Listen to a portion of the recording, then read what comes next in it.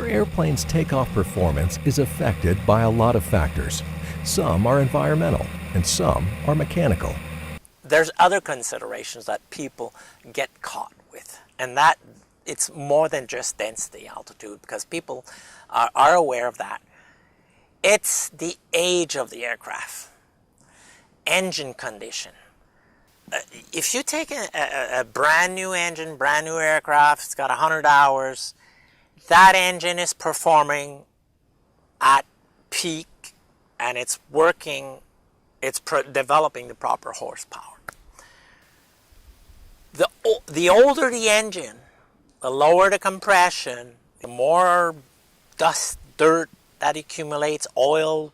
That is where a lot of people get stuck into not just density, where the aircraft just cannot take it because the engine is not developing its 100 horsepower the way it was designed in the first place. It's down to maybe 85, 89 horsepower. So right away, you don't have the same engine.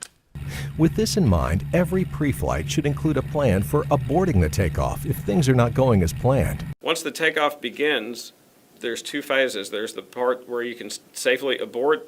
There's the part where you can't. And recognize the difference between those two phases.